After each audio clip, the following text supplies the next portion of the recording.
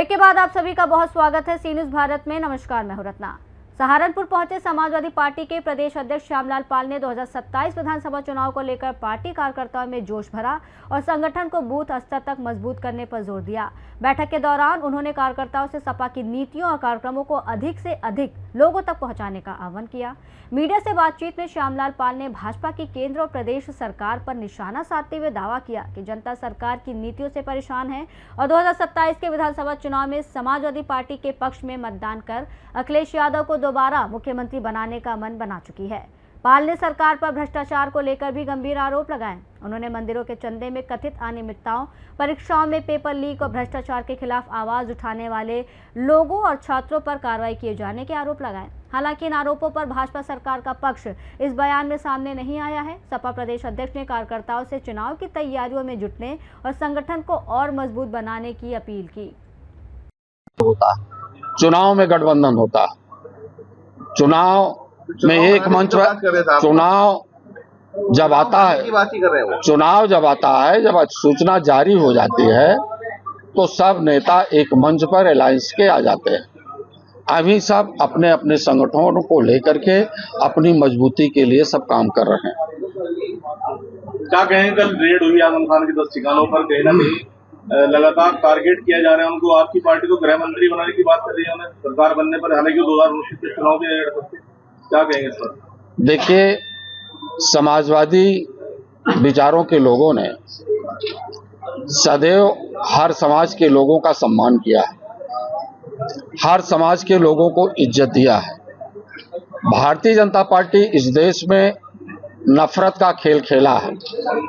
नफरत के हिसाब से उन्होंने हर धर्म को, जातियों को अलग अलग टुकड़े में भी बांटने का काम किया है। जितने भी शोषित, वंचित, पीड़ित समाज के लोग हैं, जिन्हें दर्द है, पीड़ा है, तकलीफ है कि भारत का संविधान हमारी आत्मा है, हमारा हथियार है, संजीवनी है, ऐसे लोगों को दर्द है भारत का संविधान जो खतरे में डाल दिया गया। उस मुहिम में समाजवादी पार्टी सामाजिक न्याय के रास्ते पर चल रही है। इसीलिए जाति जनगणना देश का प्रमुख आधार है, सभी जातियों का विकास हो, इसलिए जातियों की संख्या गिन लेनी चाहिए।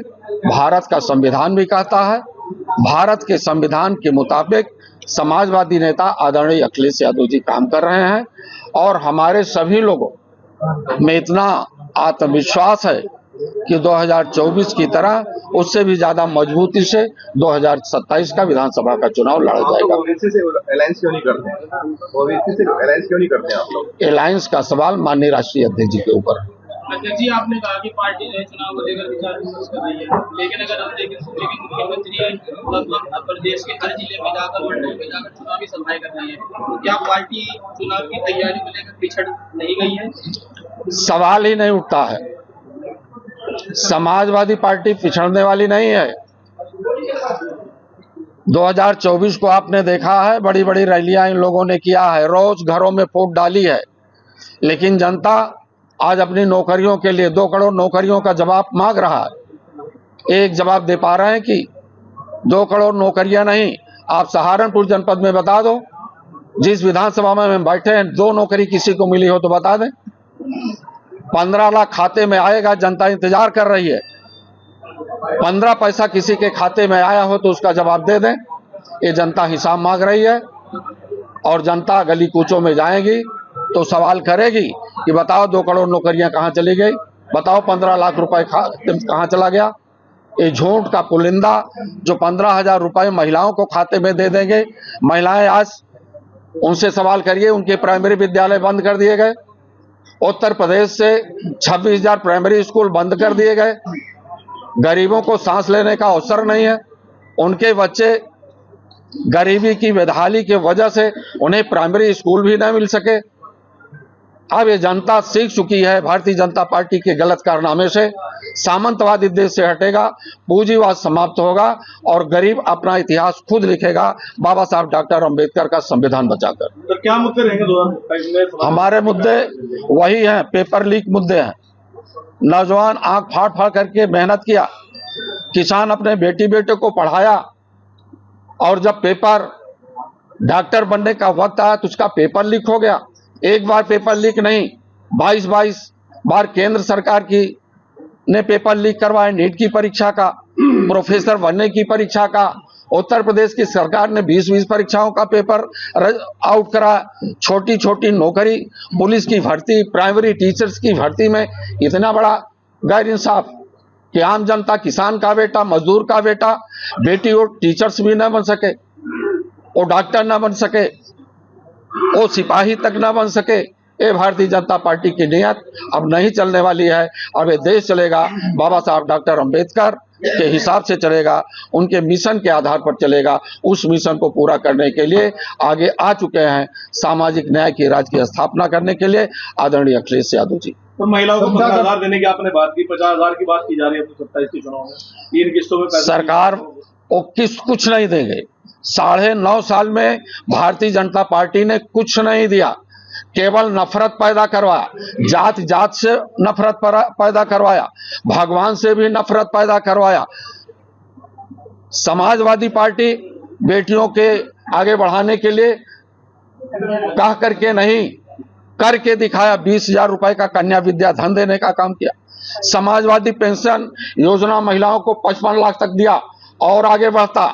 सरकार जिस दिन सामाजिक न्याय की बन जाएगी, उत्तर प्रदेश में समाजवादी पार्टी की सरकार बन जाएगी, एक एक महिला परिवार को 40-40 हजार रुपया मिलेगा।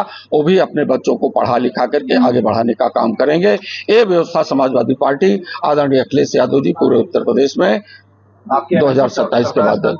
एमएलसी कहाँ है आपके शाहनवाज का? एमएलसी का क्षेत्र लंबा होता है। ये हमारे कार्यकर्ता हैं, हमारे कार्यकर्ता हैं। सुनिए, ये हमारे कार्यकर्ता हैं।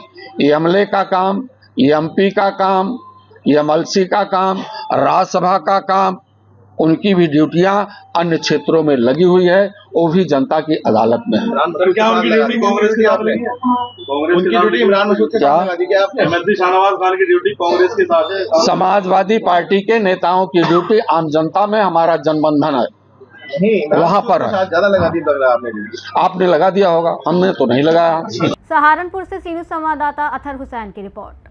2027 के विधानसभा चुनाव से पहले राजनीतिक दलों ने संगठन और कार्यकर्ताओं को सक्रिय करना शुरू कर दिया है। सहारनपुर में सपा प्रदेश अध्यक्ष का दौरा भी इसी चुनावी तैयारियों की कड़ी के तौर पर देखा जा रहा है। रिपोर्ट में इतना ही। देश और दुनिया की तमाम बड़ी खबरों के लिए देखते रहिए सी न्यूज़ भारत।